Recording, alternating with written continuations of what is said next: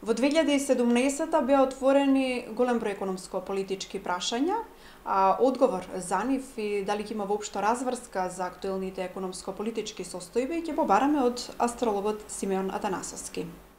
Едно од битните прашања кои ја засегаат јавноста е дали ќе има промена на името на Република Македонија во 2018.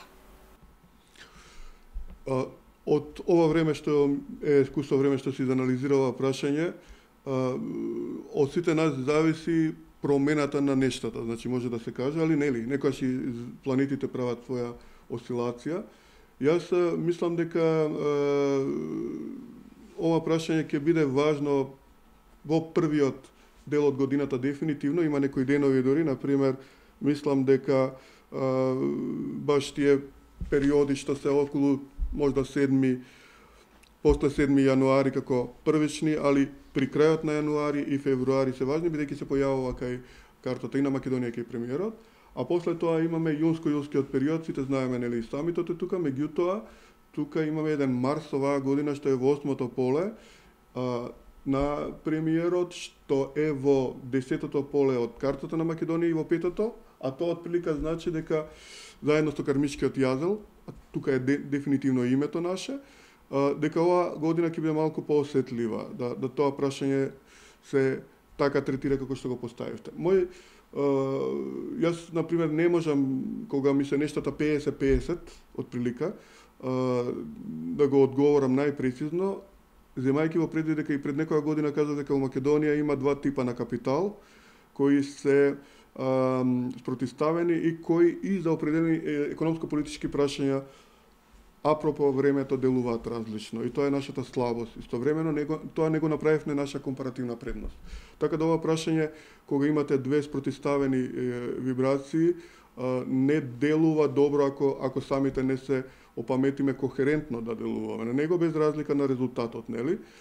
Мислам дека премногу е сериозно прашање да се одговори со да и не. Према мене, така да јас го користам ова дека не би го третирал повеќе тоа на тој начин, да. Мощно е актуелен законот за јазиците. Ќе биде ли во 2018 година двојазичноста загарантирана со устав?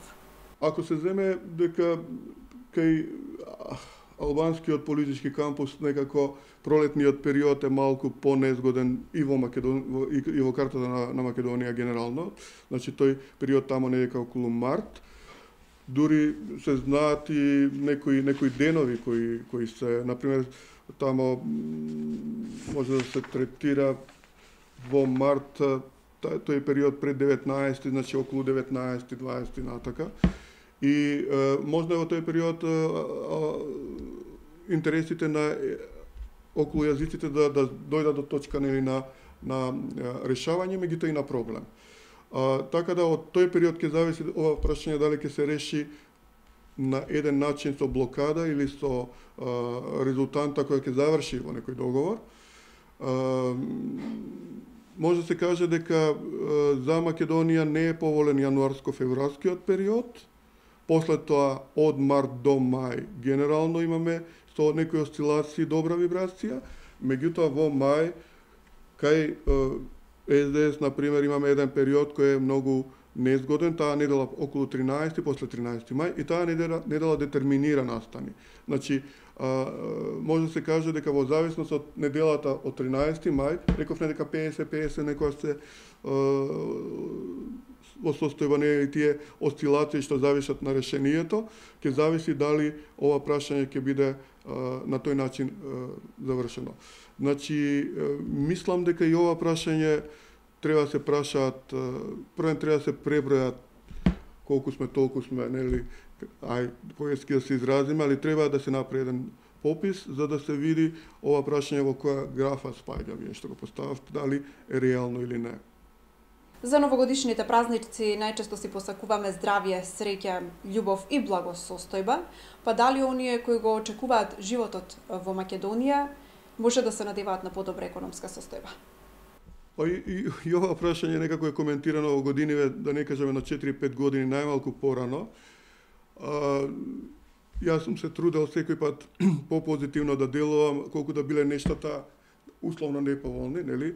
Ние генерално одиме во тој период на така наречено 2019-2020 година, кај што двата хронократори, Јупитер и Сатурн, се доближуваат во полето на Јарец, а нивното доближување најчесто не само што донесува светот промени од типот на болести, например, кој не е поволен, нагло ги тераат луѓето што се од каста на шудра, на работничка класа, да излезат на улици, не говорам о Македонија, генерално во светот, и тоа е генерално неповолно за неспремните за тој период. Значи, и затоа се апелираше, например, неколку години назад ние да не го чекаме тој период. Оваа година, значи, може да биде само причина и последица на минатите нешта, и ние тука немаме премногу голем избор како држава,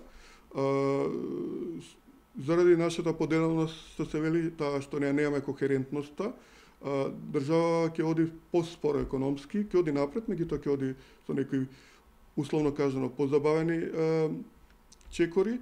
Може да очекуваме сепак на глобален план, морам да го спомнам, оваа година се случува така наречена сезона на еклипси, знаете ли, на затемнувања. Сезона е термин астрономски, тоа подразбира 3 еклипси да се случат или 3 затемнувања во релативно во еден месец. Знаете, тоа е редок феномен. Доброто е што во оваа година овој феномен, например, се делумни овие двете соларни затемнувања. Значи, инаку да беа, барем едното нив да беше тотална, ќе беше сериозна светска војна, значи, во светот. Ова го говорам, значи, кога се трите создаваат голем немир во светот, значи, кај луѓето. Бидејќи ние го знаеме ова, се надеваме дека сме заштитени, нели? Бидејќи информацијата која се пласира секогаш е превентивна. Значи, она делова на луѓето суптилно, они знаат и веќе не мислат. Велат, кога, добро, јуни, јули, јануар за нас малку, нели, јуни повторно, и, значи, има друга тип на свесност. Али во светот, мислам дека е можно да се отпочне една незгодна состојба на закана, и тука далечниот исток, регијата Иран, овој што се вели и можда и Блискиот исток, повторно се невралгични политички точки. А нашата економска ситуација дефинитивно зависи, према мене, од во наводници, од патот на свилата, кинезите што го проектираа, и во тој пат на свилата влезена и Грција, и Македонија, и Србија, нели, тој треба, што се вели, преку железничкава траекторија да се забрза и да ја забрза економијата. Би требало тоа да е подобри економијата, меѓутоа тоа е процес. Ја мислам дека Македонија 2018 би требало за една нијанса да има подобра година од тоа што беше. Сепак од тоа ќе зависи тој период на криза, 17 мај што го спомнав, и можда кризата со премиерот што ги спомнав деновите, тоа се еден период, имаме тамо во јануари, нели, 27 јануари, 17 јануари претходно до 20, и тамо некаде до вториот период ќе биде, нели, во јуни, јули. Во блиското минато бевме сведоци на низа природни катастрофи, што поплави, што земјотреси ќе се случуваат во 2018. Јас, за разлика од 2017 кој на ниво на статика, например, планетите ја оптеретија земјата пред се Соединените Американски држави, значи од целата таа регија од истокот, од западот кон истокот. Оваа година заради сезоната на, што ги спомнав, на затемнувања и едно лунарно тотално затемнување, значи тамо некако околу 27, збориме јули, ќе донесе повеќе немир кај луѓето, значи страф на моменти, отколку можеби реални, некои поголеми, освен можница тука во тој период 13-27 јули, значи 11 август, авионска несреќа, земјотрес сигурно преку 6,5 Рихтер, нели, али во светот имаме, нели, земјотреси кои се циклични, така да оваа година не припаѓа нешто плюс-минус во однос на редовните. Сепак може да се забележи само дека од тип на несреќи, два периоди дефинитивно ќе бидат важни. Тој всушност од јули натака, јануарскиот период имаме земјотрес, например, на самата, да кажеме, можеби 7 јануари, евентуално тамо нека околу 29-30 тамо може да биде исто еден, али бориме дека тамо јунскиот период, крајот ќе почне, значи јули, август имаме и после тоа имаме октомври, како да ми отрече. Во тој период јулскиот може да има и некоја почеток на некоја епидемија во светот. Дали таа би била од пошироки размери, ќе зависи превентивната мерка, можеби новите нации кои треба да реагираат побрзо во тој период, знаете. Ајде да излеземе малку надвор од границите на нашата земја. Како ќе се однесуваат светските велесили? Ќе ги смират ли страстите Северна Кореја и САД? Повторно тука имаме сложено прашање и ќе се обидам едноставно да го кажам. Ако оваа година све ќе спомнав за Америка и за председателот нивен дека јунски период му е незгоден, што и се случи, имаше една сериозна закана, дури медиумите не ја покрија колку беше сериозна, пошто конгресмени да пукаат, знаете, во јуни, не е така едноставно за една Америка, а во близина на Доналд Трамп, знаете. И таа закана некако помина кај него. Оваа година фреквенцијата на планетите кај него повторно е незгодна, и ако се земе, значи во предвид овие три, ајде ги кажеме, затемнувања, добро е што се двете делумни, нели? Се очекува напната година. Може би дури по-напната од минатата. Дефинитивно последните 3 месеци ќе бидат многу осетливи. Јас на овој начин информацијата ја давам да сите оние што се занимаваат со духовна активност да знаат тоа, да го препознаат и да со својот медитативен пристап го заштитат. Затоа е дадена информацијата. А тоа луѓето како го прават? Едноставно со медитација, со пријатби кои едноставно ја шират позитивната мисла, создаваат, например, со музика некојаш таков ефект, некојаш прават донации кај луѓето што се паднати, болни или немојкни, знаете, и на тој начин превенираат оваа негативност, барем во Македонија, да не биде, нели, во глобалните случувања. Меѓутоа, они медитативно делуваат и на глобално ниво, има такви движења во светот кај што се медитира за мир, нели, и добре оваа година тоа да се активира по-специфично, бидејќи малку по-незгодна година. Да. Нас не чекаат, нели, 2019-2020, али оваа е малку понезгодна, да, воведот во тие години. Ќе продолжи ли трендот на иселување? Ние навлегуваме од кои причини, дали од љубов или за пари, меѓутоа, генерално, дали ќе продолжат, особено младите, да се иселуваат од земјата? Како да се коментира ова? Ако се коментира ова политички, да кажеме, мора да се коментира и економски.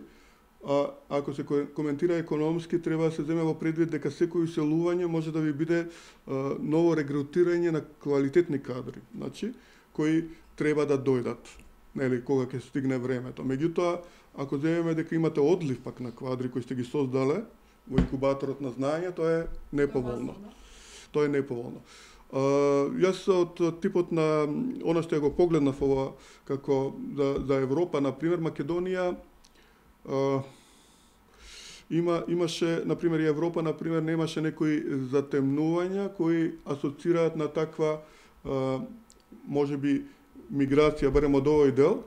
Меѓутоа, сега стигаат раѓањата 90-та година навака, значи тие раѓања, значи збориме во Македонија што се родени, а тие се во тој период на некои геополитички случувања што ја раздвижија кармата на Македонија. Знаете, тоа може да се очекува дека родените од 90-та натака до 99-та, заради еклипсата што беше, може да има, например, мигрирање, иселување, задобивање. Мислам дека ќе има дефинитивно луѓе што ќе сакаат да си ја пробаат својата среќа во подобри региони кај што им нудат мир, знаење и економски подобри услови.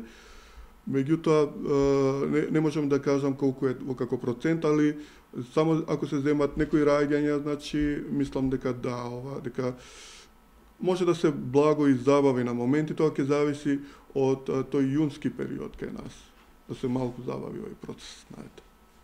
Ни предстои, како што рековте, специфична година, па преостанува да видиме што конкретно ќе се случува. Благодарам за одвоеното време и за разговорот. Благодарам и на вас, и до гледачите, нели, порака за убави божитни празници, нели, и овие мои кажувања да ги секој стават во контекст да се го направат подобар животот. Тоа е целта на ветската астрологија е да ги каже нештата, не да се случат, туку да се превенираат. Значи, луѓето да имаат добра волја, да знаат онака да го лоцираат темното и да им остане светлото. Али многу е важно да го знаат. Знаете, затоа што и самата ветска астрологија се вели само луѓе што не ја знаат твојата иднина не може ни да ја сменат, знаете.